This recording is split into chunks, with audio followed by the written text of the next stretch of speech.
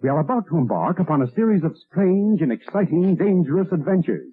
Adventures that will lead us to all parts of the world. Hello and welcome to another Bad Comic Review. This time we're looking at Absolute Superman issue 2. This is a series from DC Comics in 2024, written by Jason Aaron, art by Rafa Sandoval, colors by Ulises Arreola, letters by Becca Carey, cover by Sandoval and Arreola, whatever. Assistant editor Ash Padilla, Chris Conroy editor. Cover's actually really good. You got the Peacemakers on there facing off with Superman with his, for some reason, lava gauntlets and anklets. So we learn yet more about the fall of Krypton, because apparently backstory is the most important thing in the Absolute books, that we have to keep saying, well, their origin's different. Even though they're the same core person, their origin is completely different. So that's new and original. Okay, I don't really care that much because it's not that original. So we see more of the fact that the poor people, like Kal-El and his parents, aren't being listened to by the Science Council. He wrote his own report,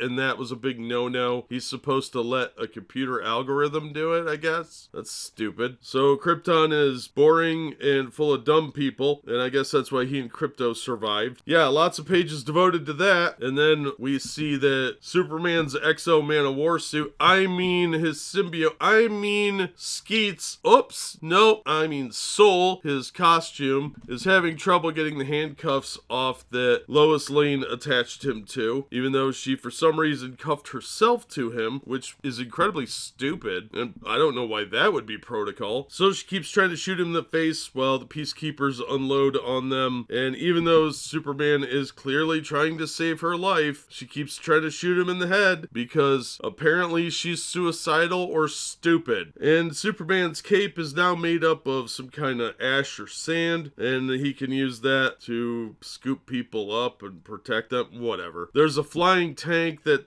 has a helicopter blade, because that's neat, I guess. And the Peacekeepers keep attacking them throughout the issue. Superman has to save a bunch of innocent people and uses his cold breath to stop a fire that he sort of caused. And Lois Lane is trying to file her report, but it's an algorithm that starts filling in the blanks for her. Oh, just like Krypton. Wow. And we can see Brainiac's behind that. They call it the Brainiac algorithm. It's not that exciting, not that secretive. And she decides to write her own report, and it felt good because she's Lois Lane, ace reporter at heart. So the core character isn't actually changed at all. If they really wanted to go out of bounds with this and try something different, maybe Lois Lane should have been head of the Peacekeepers and his enemy. That would have been an interesting change of pace. A Superman that can't trust a Lois Lane and make her into a Lex Luthor type? Wow, that would be a radical departure. We're not actually trying to be that different here. We're just gonna blather on about Krypton and how Superman was like 8 or 10 there. And this is like 6 years later, by the way. So he's only like 18 or whatever here. I don't know. Pretty ambiguous how old he is on Krypton. He acts like an 8-year-old, but I guess he's supposed to be like 12. And we learn one of the Peacekeepers named Smith going rogue, even though they were already pretty rogue to begin with because they're Peacekeepers. Overall, this was kind of boring. Some of the ideas would be interesting if it wasn't Superman, like the way his costume works would have been more interesting if it was Booster Gold, but so far I'm not impressed with this. It's not that radical of a departure because the characters at their core are effectively the same. Superman's still a good guy trying to help others. Lois Lane is still falling for him. They changed the fact that he now has Kara's origin, so he